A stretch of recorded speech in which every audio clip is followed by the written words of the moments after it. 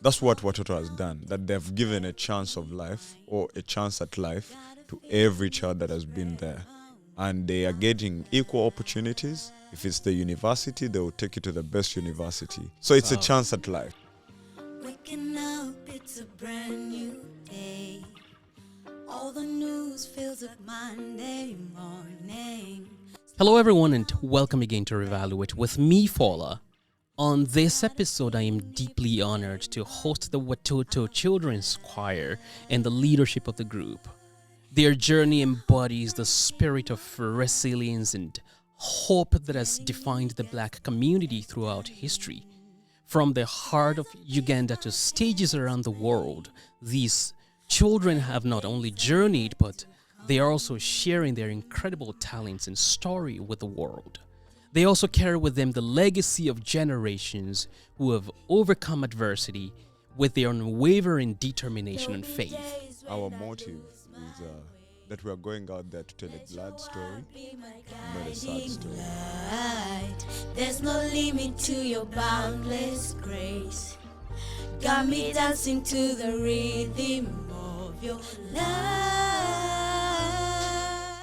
When we go out there, we're not trying to manipulate people's hearts and saying that, we're in such a big need. If you can only come through, maybe life can get better. No, we're saying that we're inviting you. We're calling you to. You can join us. To be a part of something To be a part of great. something great that is happening. Telling me God's not dead done. There's a peace I can't explain. Better days are yet to come. So as we commemorate Black History Month, their story is a powerful reminder of the enduring strength and the beauty of Black culture and heritage across the world. So join me together with the Watoto Children's Choir as we celebrate their journey and as we reflect on the profound impact of Black excellence this Black History Month. My heart, that better days are yet to come. Yes, better days are yet to come. So wait, how has been your tour so far in Canada? It's been good. It's been good. It's been, I think, the first experience for like 98% of the team. It's only God that has had the opportunity to travel and move around the world. But for the most of us, it's been the first time, and getting an experience of what Canada looks like. We came in the winter season, and it's a lot of snow, and it's so cold that on the first day when we got here, we almost packed our bags and went back home. Because we got here and it was like minus 17. That's rare. It never happens in Uganda. Oh, I would imagine. The coldest it gets is like 8 degrees. That's normal. But yeah, it's been good. It's good people, very welcoming people, very polite people. And we've been hosted in their homes. They've opened up their homes to us, strangers. Wow. And it's been reminding me of when Jesus was going to be conceived, and Mary and Joseph had to look for a place where they would do that, and everyone said no.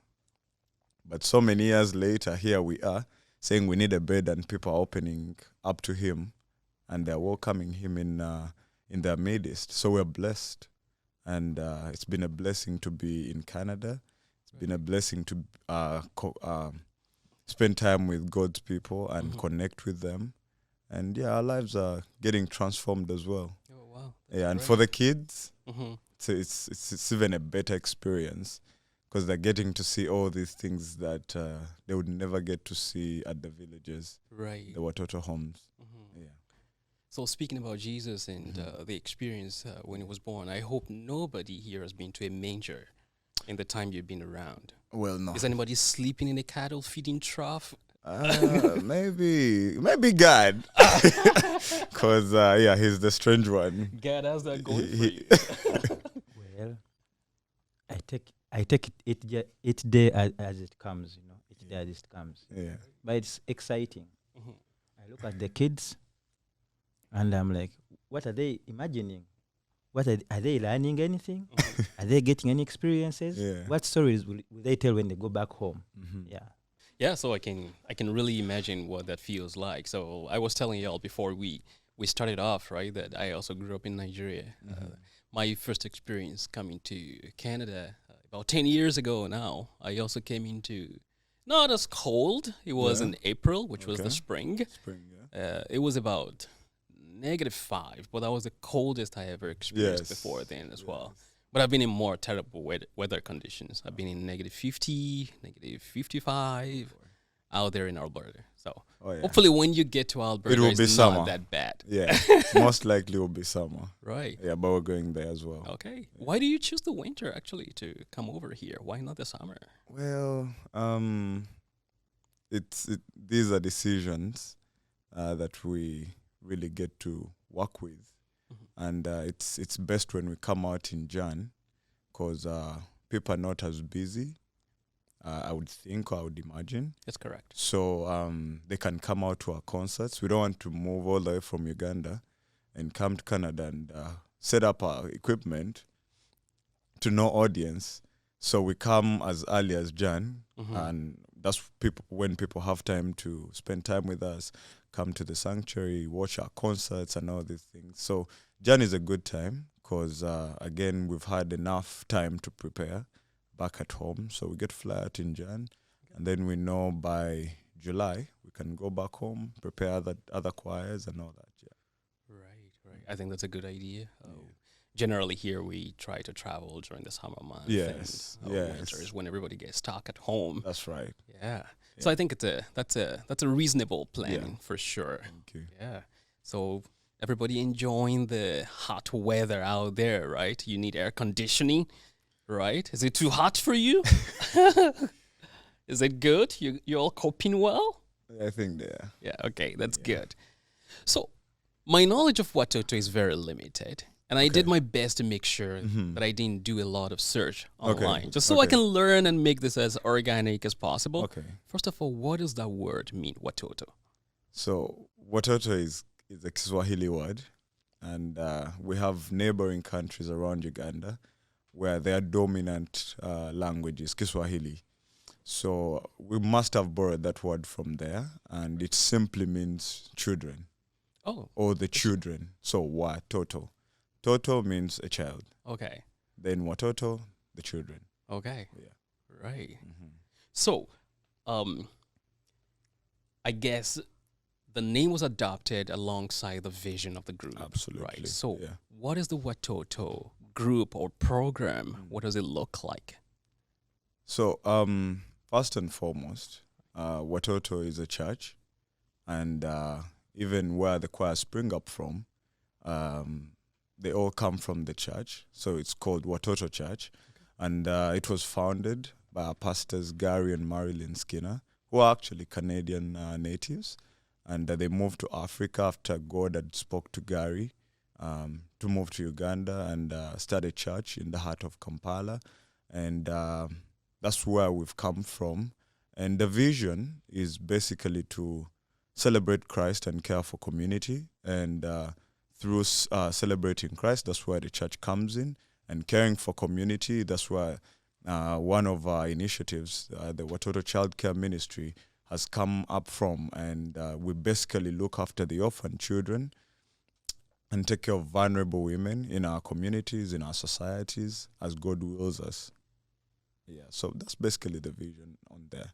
So is there like a program that the kids have to go through when they come into Watoto?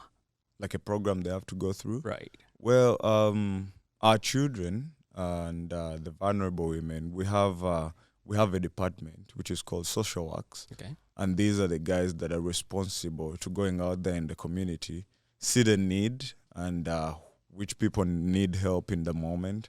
And they get to interview them, see what they're up to, get good knowledge about them before they even bring them into the program or Watoto. And I would leave God to speak more about that and see what he has to say. Though sometimes the police intervenes. That's true. For example, most of the choir that you see behind you or before you, 80 or 90% of them are from what we call baby Watoto. That's true. And so these come in different circumstances, you know, from trash heaps, hospital wards, Garbage from pits, garbage, toilets. you know. Yeah. And so through the police, they are able to call upon Watoto, and because over time, they've trusted Watoto Mm-hmm. because it's a safe environment for the children, Mm-hmm. and there's love. Yeah. And so, yeah. So the pioneers of this vision, what do you call the name again? Pastor Gary and Marilyn Skinner. Right, Pastor Gary. So are they still in Kampala till now? Well, they visit every now and then. All right. But at the moment, I would call them retired. Okay. We just had a commissioning service about last year where they handed over the keys to the ministry to our new team leaders, Pastor Julius and Vanita Rotlonio. Wow. And so they get to come by, Mm. encourage, and speak to us every now and then. But at the moment, they would be anywhere, resting.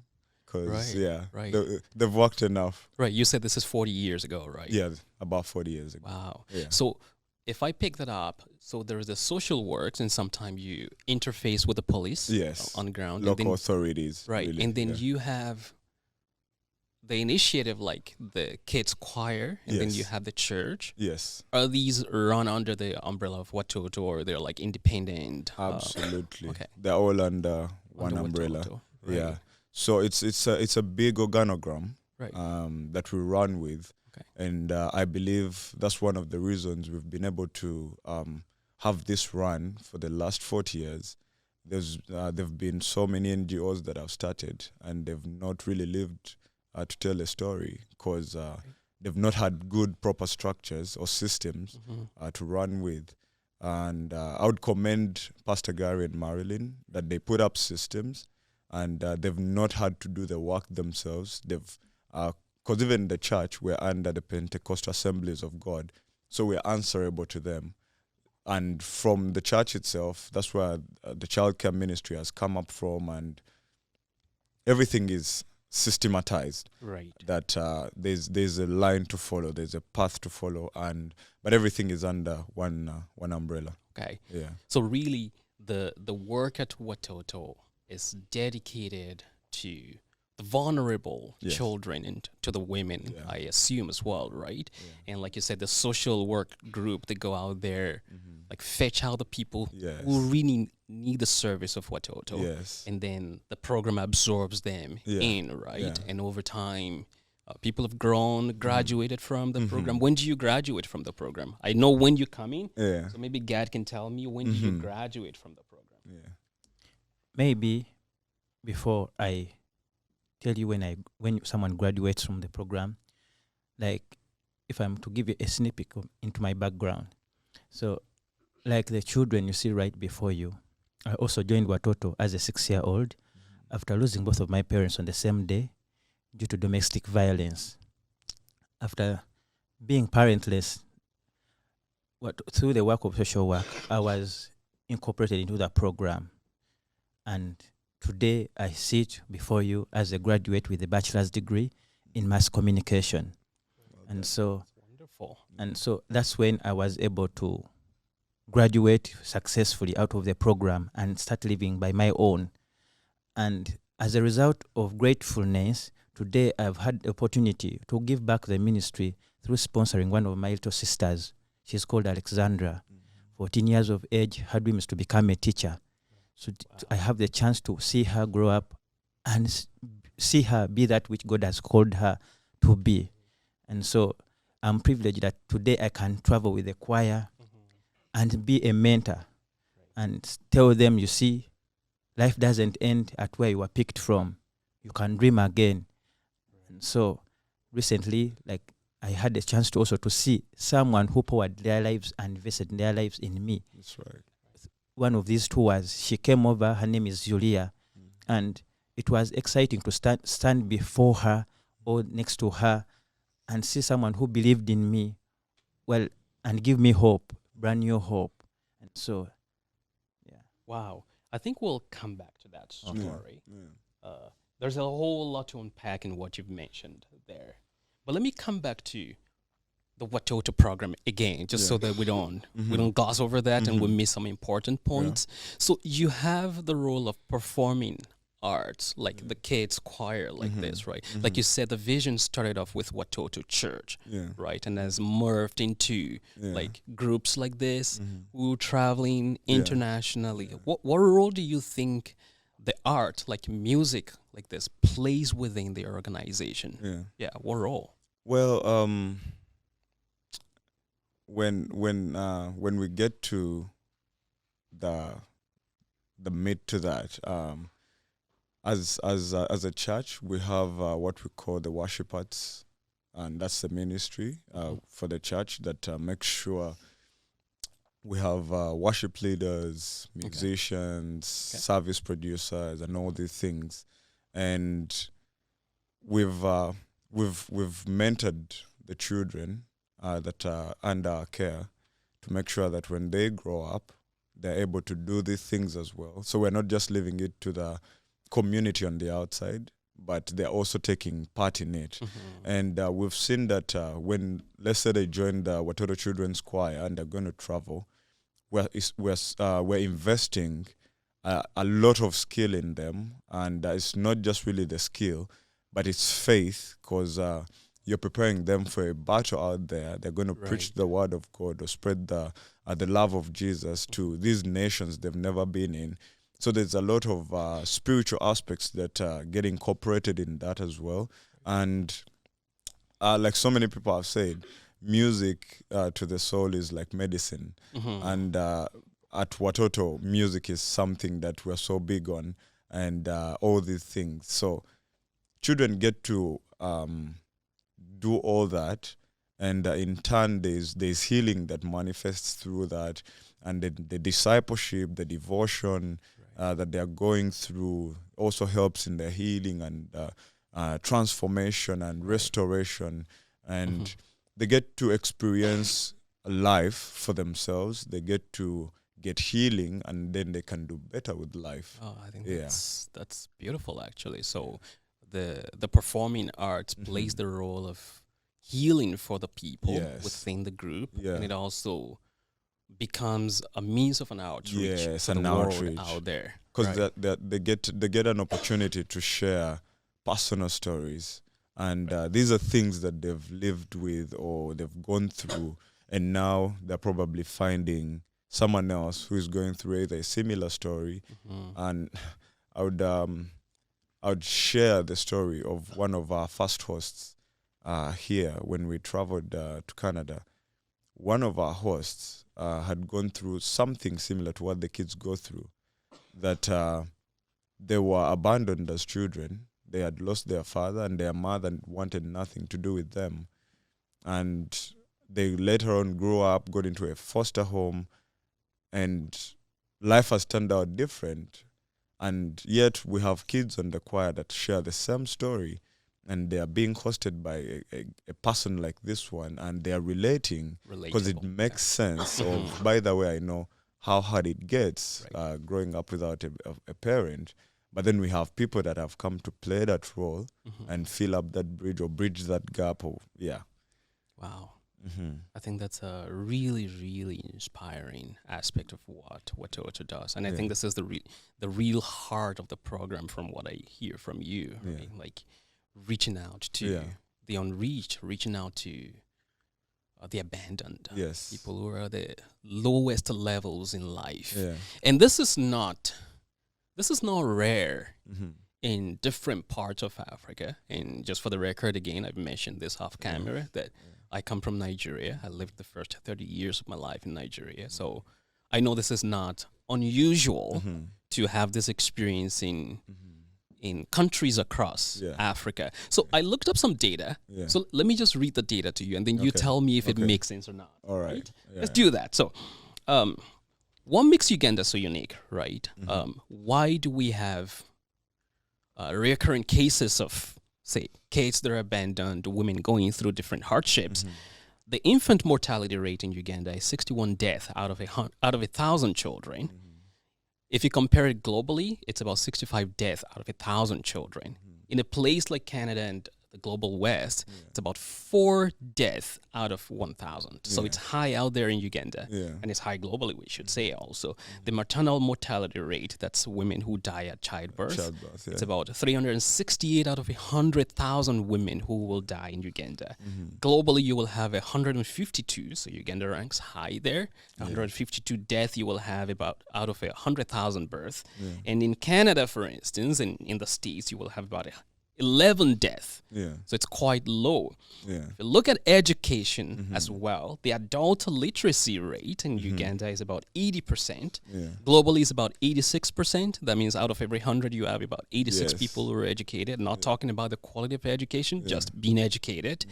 And then a place like Canada, without unpacking all the nuances involved with it, is about 98% of Canadians who are educated. So I'll save you all the data about the GDP, but the GDP in Uganda also is low, and the GDP per capita is also low. In fact, the data says that the average person in Uganda lives on about less than $5 a day, which is quite low. So all these things are quite related to the leadership problems that we've talked about, also coming from Uganda. From my knowledge of history, going as far back as the 70s, in the days of Idi Amin in Uganda. And you mentioned the president just before him. What's the name again? Museveni is the one right in power since 1986. There has been a lot of hardship, even in the political landscape in Uganda. This is not a political conversation, so I won't get on that ground. I'll do that with someone else, not with you. But when you think about all these factors stacked up against the people coming out of Uganda, and not to say Uganda is like the lowest place you can be on earth. There are several other places like Uganda. Nigeria is also like that. But when you look at economically, the situation is stacked up against the people. Educationally, it is against them. Healthcare, it is against them. How does Watoto uniquely compare to maybe other organizations? How do you uniquely fill the gap there? What do you think? Well, we are blessed. That's what I can say. We've been blessed. We've lived the blessed life. Right. And God has been so gracious to us. And even when circumstances out there are super hard, we have this one thing that doesn't change, and that is our hope. And our hope is in God. And we are more than sure that He will come through any day, anytime. And He has made a way time and time again. If I could just backtrack on the story of how Gary and Marilyn made this come to life, is that at one point they were on gunpoint and they were almost getting killed. Really? But people might never get to know that. That's what they had to go through to make this happen. Out there in Uganda? Yeah. Wow. But here we are now, and we're telling a beautiful story. Wow. And we don't go around trying to tell a sad story. We move around telling a glad story, because that's what we have. It could have been worse for us. It could have been worse for the children. But we have a hope and we have faith that tomorrow is going to be better. And look what we have right now. We're moving around Canada telling people that better days are yet to come. And we believe in that. So as Watoto, we know that we have this one thing. That is the love that God is going to pour out to us at any one given day when we are in need.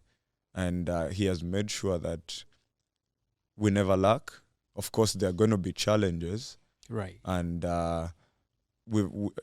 previously, we've had a short on a sponsorship program because of COVID. Right. So many people, got turned off their work positions, and we've had a shortage on that. But again, the organization is still standing, and we've traveled through all that, and we've survived through all that. Not by our might, not by power, but because God cares for this. Right. It's not our vision, it's God's vision. So the essence I'm hearing in the Watoto story Yeah. is that of faith, is that of resilience, Yeah. and is that of forging ahead in spite of all That's it. circumstances that That's could be it. stacked against That's the it. people. Yeah. So let me ask this. You've told a portion of your story. Mm-hmm. You said your parents they were killed, right?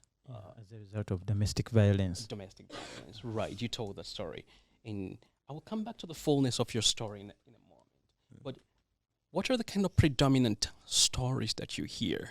Is it like kids abandoned, parents who leave them in the hospital when they're born, or what's? So most of the stories that I commonly had stories of those child abandonment.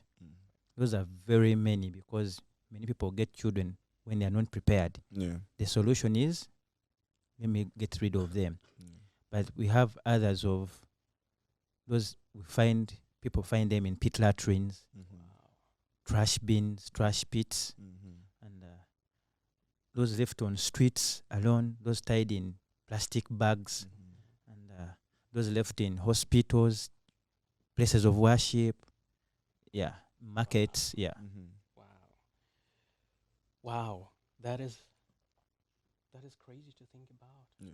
So why do you think such happens a lot in a place like Uganda, where white kids are abandoned? Is it the people, like you said, people are not prepared Yeah. to have the kids when they're having those kids?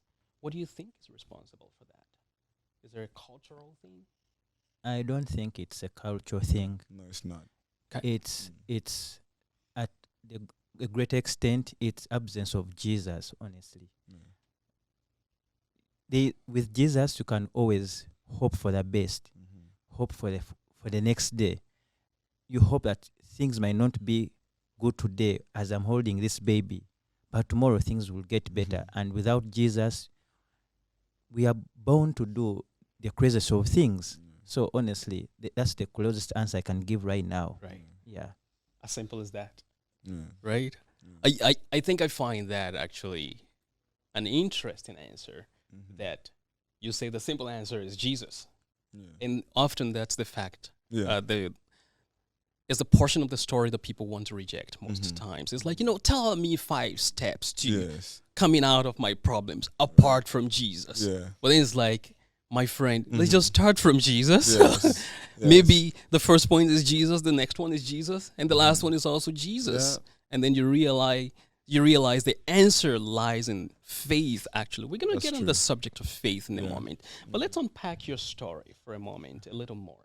So, you were taken up by Watoto. Can you describe how you were picked up just briefly? Like, who picked you up? You must have been told the story. I'm sure you don't remember that because you were little, right? I do. Because as you grow older, you keep asking around. Okay. Because then you realize, how did I get here? It's not a bad place, but how did I end up here? And so, through asking one of my aunties, she was able to narrate the whole story. And I'm lucky that she was there to tell me these things. She says, immediately after they both died, I somehow buried them because I had images as I was growing up, seeing myself burying them. But she told me, from then we tried to move it from home to home, relative to relative. God, by burying them, do you mean like you dug the pit, put them in, or you were there while they were getting buried? No, I participated. Yeah. How old were you when that happened? I was about probably 2.5. Wow. Yeah. So But you don't have any memory of that at 2.5, right? You were told you the just story. see a blurry image. So I asked her, I see an image playing on my mind. I'm having a lump of soil, dropping it in some ditch. What was that? So with time, she explained the whole story. Okay. Yeah. And so I was moved from I was moved from home to home, family to family. So the last, when it goes to the worst was whenever I would they would have fights with this stepdad, he would always aim at me to being killed. Like whenever he would get drunk, the only solution was, I think I was the climax of his anger. And so I was always hidden somewhere at funny times of the night. And she told me, I saw to your mom, my immediate sister, I saw to her that I'll never let my blood suffer. So I'll make sure you survive. Along the way, thanks be to God that eventually she heard about social works that were in our area. At a certain point of time, they came to our area. She couldn't speak English, but through her friend who knew English, she could narrate a story to her. Then the friend would narrate a story to the Watoto social workers. And that's how I was able to join the program. Wow. So which family now raised you? Basically, all I've known my entire life is Watoto. Does Watoto have like an orphanage home where people live, or people live with families that adopt them? I'm sorry if this is a naive question to ask you. Watoto is not an orphanage. Watoto is a family. And I know for most people they would think Watoto should be an orphanage, but we've had to say no, we're not an orphanage. An orphanage, on our side of life, kids don't really get good care. True. But we're standing as a family because that's the system we've built, that in every house there will be a mother and there will be children, and these children get to be loved on and taken care of by this mother. So we don't work as an orphanage that people can just come, oh, they're babies, it's an orphanage, then go. No. It's a longevity in that we are here for, which is a family. Right. Maybe also to give you a clear picture. Sure. Yes. We have 3 villages running Mhm. currently. And so most of the villages are arranged in a circle format. There are 8 homes around the circle, Mhm. and just the 9th one is just outside the circle. So that means 8 homes per circle. And so each house we have a mother who is also a widowed woman Mhm. in the community. She's not doing well. Her life is really hard on her. But she comes onto this village and says, I am dedicating my life to being a part of this process of Mhm. raising Uganda's next generation. Generation of Wow. leaders. So that's why we say we are not an orphanage. Right. We are right. set up in a family setting. Wow. Wow. So each kid will grow up in Yeah. a home where there's a father and mother, or at least A one of mother. them. A mother. A A mother. Yeah, we don't have we have what we call a father's hut, Right. and that's where men from our community come to love on the children. Right. But we don't have fathers in those homes, just a mother. But we have the father's hut where men from the church come to just love on the kids, so that they can have a father figure. Some of them are mentored and they're inspired by their big brothers or people that are doing ministry in the church. So those are the guys that give the father's heart to them. So there's no short or deficit of a father figure in their lives. Right. Yeah. So does that mean that if a child comes into Watoto now, and let's say, for instance, say me and my wife, Yeah. say we want to bring the child into our home, Yeah. that is possible, right? No.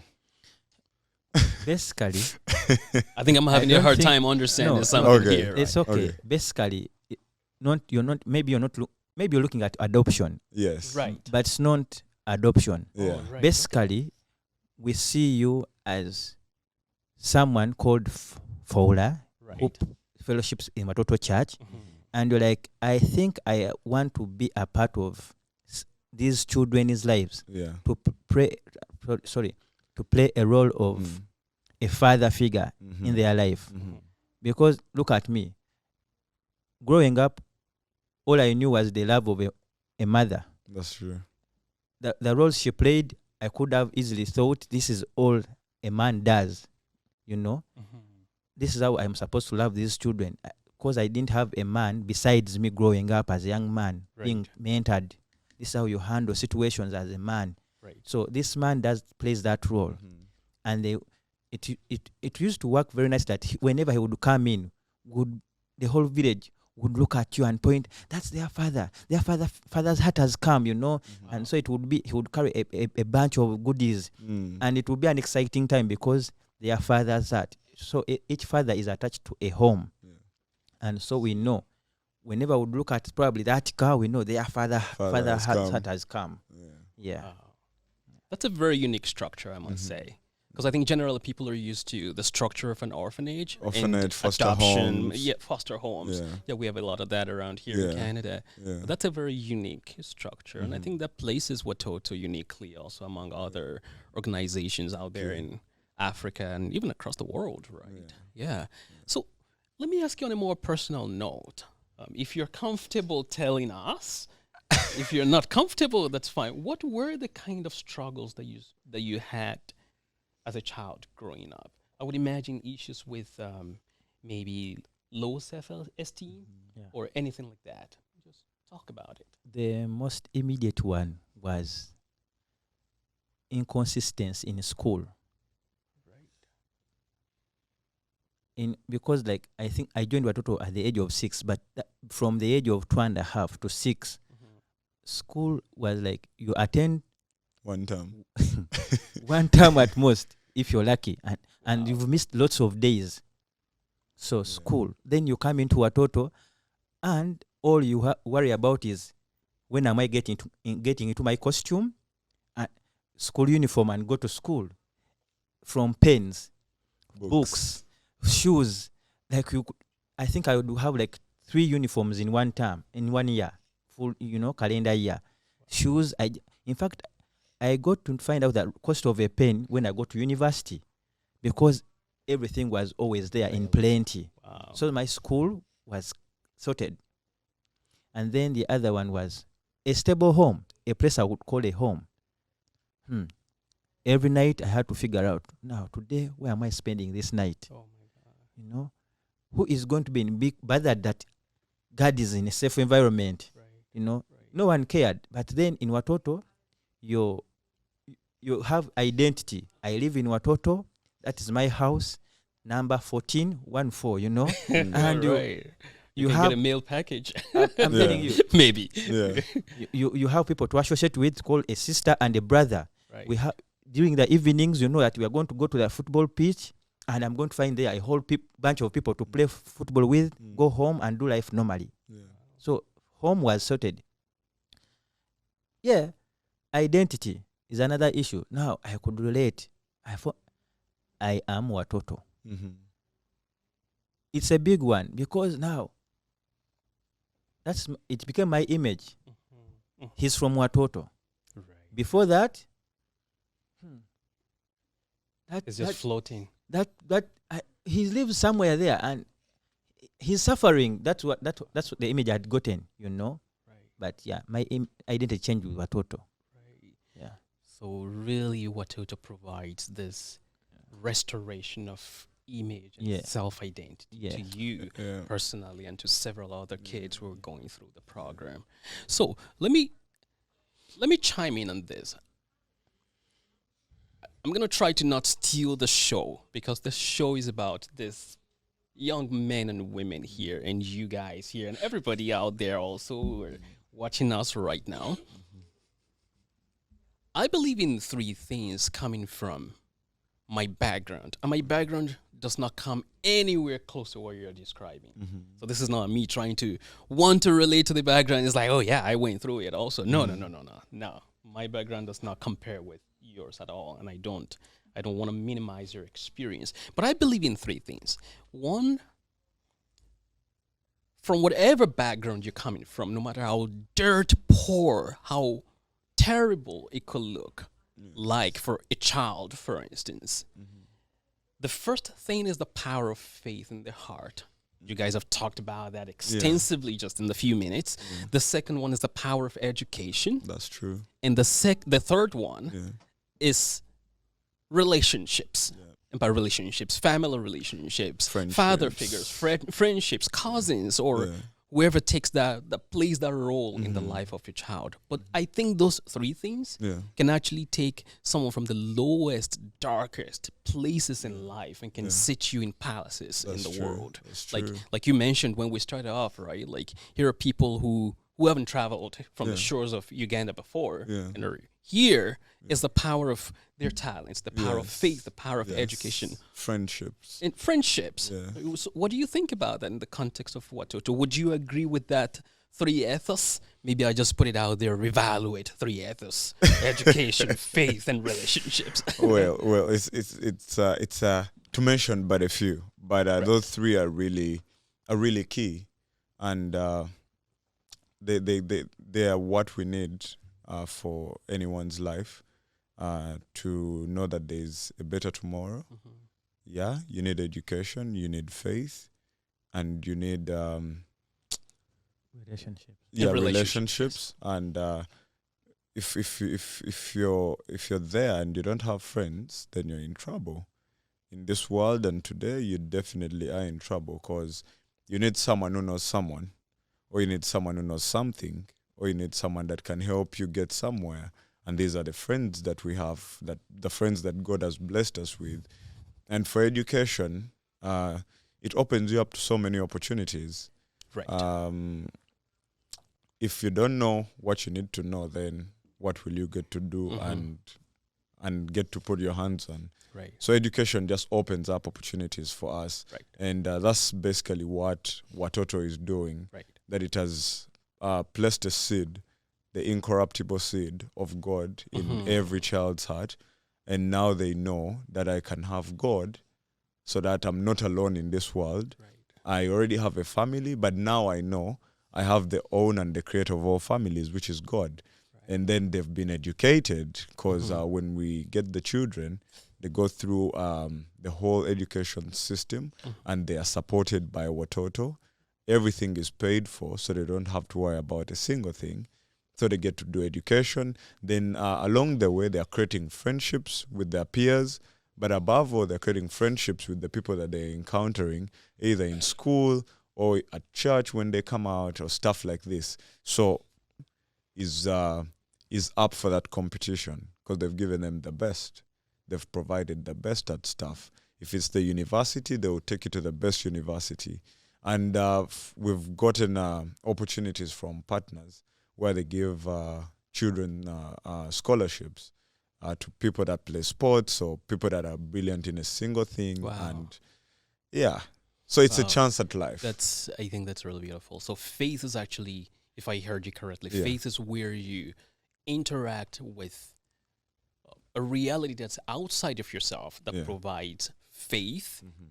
And education is how you interact with the world around you. And the relationship is actually the horizontal life that you experience daily. Well, there's a whole lot more to talk about, but I'm running out of time, so we're gonna come back in a second. Sure. And when we come back, we're gonna talk about what the donation structure for Watoto look like. Absolutely. So let's take a second break, and then we'll be right back.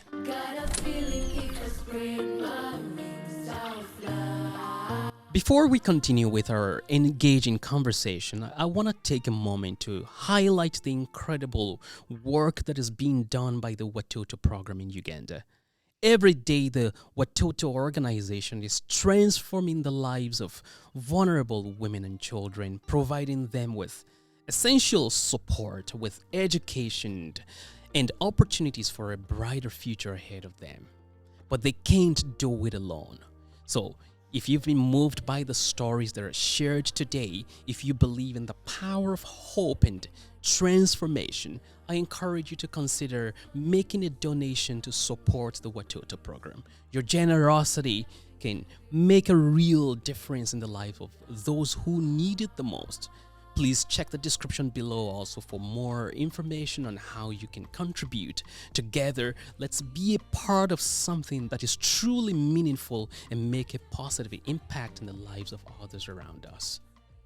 So again, I'm going to try to not steal the show here, but I'll tell you a story. Right. I grew up in Nigeria, like I said. That's no longer a story. That's tale. But I grew up with some level of hardship. not like Gad's story again. I'm not Yeah. trying to steal the show here, Yeah. but a few times while growing up, I had to go to sleep without food. Mm-hmm. A number of times we had to ration food. That's common growing up, Yeah. especially growing up in Nigeria in the days of the military. There was a lot of hardship that time. In fact, there was one occasion that I wasn't full. Yeah. And I remember that as a child because it's a childhood memory. Mhm. And I wasn't full. Then I had to ask mom, like, can I get the extra food? And she's like, that's for tomorrow. Right. I was like, no, right. I am so hungry. I want more Right, food. And she said, right. no, that's for tomorrow. And I said, and I murmured. Then I said, we're so poor. Yeah. And mom heard it. And I thought, oh, maybe I was going to get a back of the hand. Mm-hmm. And then she called me and she said, what did you say? I said, we're poor. And I learned a lesson Yeah. that stayed with me that Mhm. day. Mm-hmm. Mom told me, she said, I think you're wrong. Yeah. She said, we have lack, but we're not We're not poor. poor. I was like, same thing? And then she said, no, it's not the same. She said, you're not poor until the day gets into your mind Yeah. and you settle in that state yeah. that this is your perpetual That state. is true. She said, until then, you may have lack, but you have the capacity within you to Absolutely. change your lot. That Yeah. lesson stayed with me. Yeah. I said that because what you're presenting here, look at the kids' choir. Yeah. Look at Gad here. What you're Mhm. presenting is not this UNICEF ad Mm-mm. of, a kid With who only came to $5, you can change your life. right? A donation of $1 can Yeah, change your life. Yeah. And then the kid can't even Yeah, do this, right? Yeah. That's not what you're presenting here. No. There is a genuine need, right, Yeah. by the group, but Yeah. you're presenting the need in the light of hopefulness, Absolutely. in the light of power, Absolutely. resourcefulness, Yeah. talents by all these kids. Yeah. Why does Watoto take that approach? Well, like I earlier shared, as the Watoto Children's Choir, our motive is that we are going out there to tell a glad story and not a sad story. We are going out there to share creatively the love of Jesus and the Watoto story at the end of the day for the transformation of the church. And God has blessed us. God has blessed us and He has loved on us. And when we go out there, we're not trying to manipulate people's hearts and saying that, we're in such a big need. If we can only come through, maybe life can get better. No, we're saying that we're inviting you. We're calling you to. You can join us To be a part of something to be a great. part of something great that is Right. happening. And if you look behind you, you're going to see kids that don't look like the luck Mhm. that could be happening. But that's because we've made a decision that our God is great, our God is big, and we're going to go there in the best version that we can be in. And that is what we're going to do. And that is what we've done for the past few years of going out there. We're sharing the love of Jesus, and we're giving this invitation that, hey, you can partner with us on the work that God is doing by praying for us, by becoming a sponsor, or by even being a partner with Watoto. Right. And then you can do all these things. We do not have to manipulate the heart of man. If God has said you're going to support, you're going to support. Right. And along the way, God has blessed us with destiny helpers, people that have said, I'm going to support the work that God is doing through Watoto because I've seen the impact.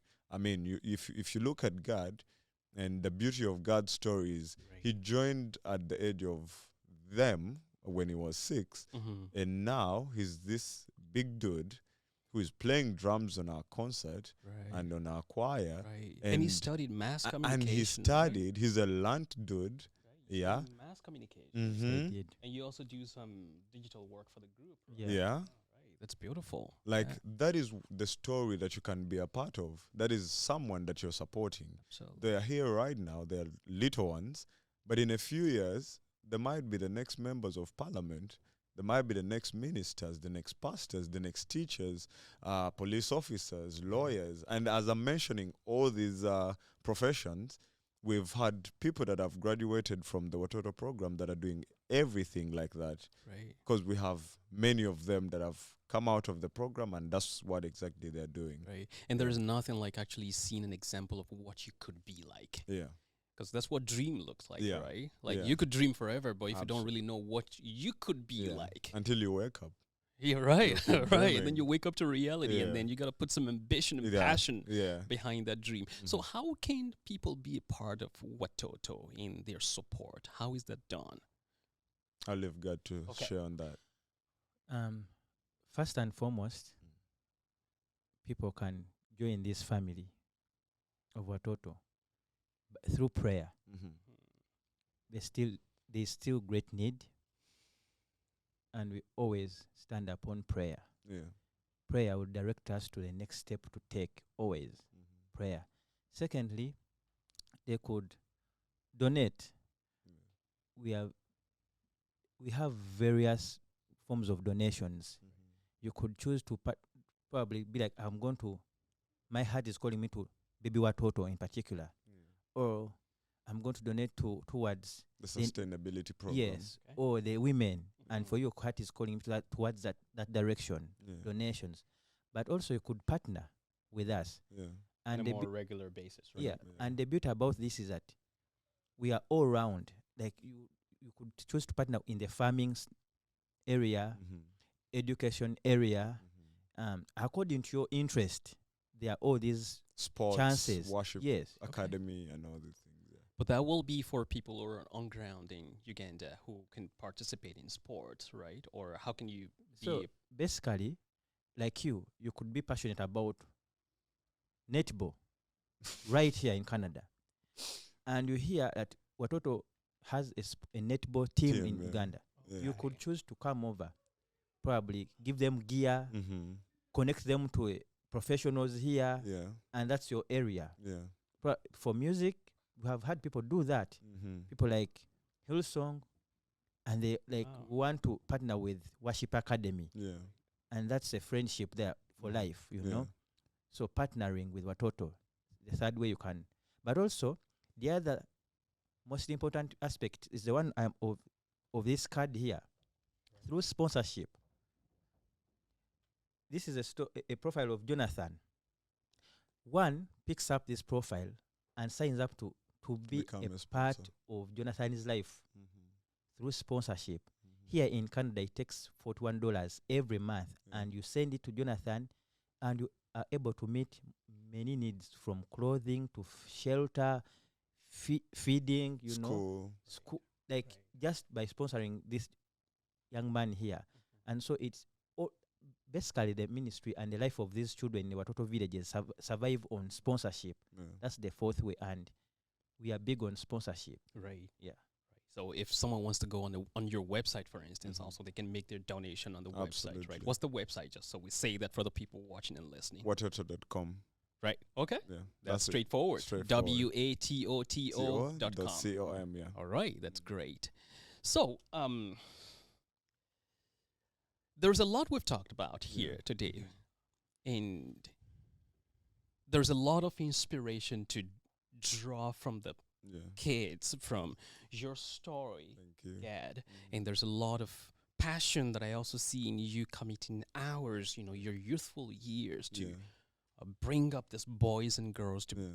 see possibilities in front of them. Absolutely. I mentioned off camera, one of the blessings I had was having an uncle that lived with Absolutely. us and my family while Yeah. growing up. Yeah. I always say that we owe it to that uncle. That's the reason I think out of all of us, we have multiple degrees in the Yeah, family till yeah. date. And of course, my parents did a good job as well. Yeah, So absolutely. what you presented here today is a story of grit, a story of bouncing back from struggles, a story of recovery and hopefulness for the future. Mhm. And I think that's absolutely fantastic. Mhm. And if there's anything that I want everyone who would watch this after now or listen on other associated platform, Yeah. it is that sense of hopefulness Yeah, man. and the sense also that they can be a part of something that is as great as Watoto, that can Thank you. transform lives, Thank you. especially now that we're marking Black History Yeah. Month. Yes. This is a great and laudable effort that people can become a part of. Yeah. Also, on this podcast platform, one of the things I want to also do is to organize some donation in the description, which we'll add in the video, where people can also be a part of the donation to help support the vision of Watoto. Thank you. Grateful you guys turned out. I'm grateful your boys and girls turned out as well Thank you. in those Thank you. beautiful clothings. So thank you very much, Solomon, and thank you, Bless you. Gad, for sharing your story. I am really blessed hearing it. Thank you so Yeah. much. Maybe I want to say that to everyone that gives of their time, talent, resources, energies, thoughts, prayers, we want to say thank you so much to all our sponsors, partners, anyone that spreads a word about Watoto like Fola. May God richly bless you. Amen. Thank you again, Solomon. Most welcome. Right. Thank you for having us. Right. Africa and the African race have long been portrayed through the lens of struggle and hardship. But from my readings and in-depth thinking about African history, the story of the race goes beyond that narrative. It is a story of resilience, strength, and triumph over adversities. From the heart of Africa to the distant corners around the globe, the African race has defied the odds time and time again, despite facing colonization, oppression, and poverty. We've risen above it all, forging a path of progress and prosperity. Throughout history, Africans have overcome tyranny, including the horrors of slavery perpetrated by various imperial powers of the time and the betrayals of the leaders who facilitated such atrocities.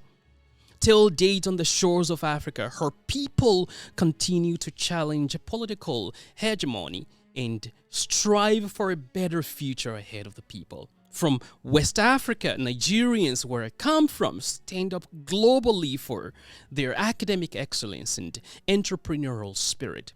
They lead the way in STEM fields, in technology, and even in artificial intelligence.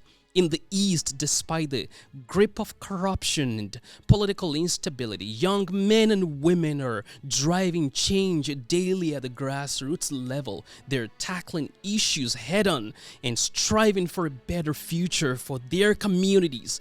Up north, the Egyptian youth are harnessing their creativity and talent to fuel innovation and entrepreneurship despite the economic uncertainties in the region. And from the south, South Africans have united in swords against apartheid, using their voices to combat injustice and build a more prosperous society.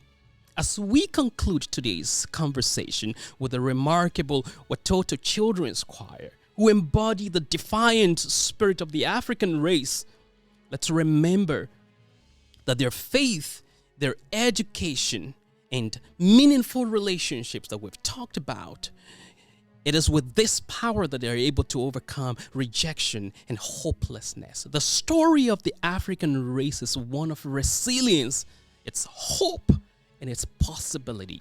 And together we can surmount any obstacle and create a brighter future for generations to come. Thank you for joining me today. I'll see you next time. Waking up, it's a brand new day. All the news fills up Monday morning. Slow it down, take a breath, rewind. Got a feeling if I spread my wings, I'll fly. There's a hope down in my heart, telling me God's not yet done. There's a peace I can't explain.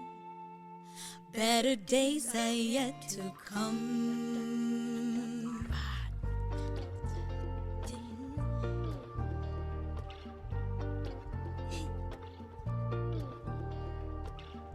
There'll be days when I lose my way. Let your word be my guiding light. There's no limit to your boundless grace. Got me dancing to the rhythm of your life. There's a hope down in my heart, telling me God's not yet done. There's a peace I can't explain. Better days are yet to come. There's a hope down in my heart, telling me God's not yet done. There's a peace I can't explain.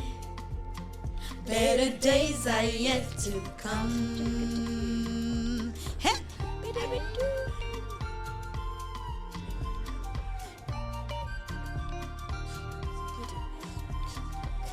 Better days, better days. Should this life not play along, and the night seems not to end? Let this truth rhyme with my heart, that better days are yet to come. Yes, better days are yet to come. Oh yeah, yeah. Ah, yeah, yeah, yeah, yeah. Yeah, yeah. Ah, yeah, yeah, yeah, yeah. Halle, halle, halle. Ah, yeah, yeah, yeah, yeah.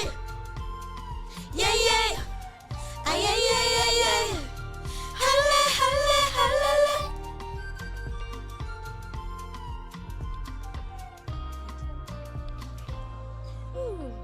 Should this light not play alone, and the night seems not to end? Let this truth rhyme with my heart, that better days are yet to come. Yes, better days are yet to come.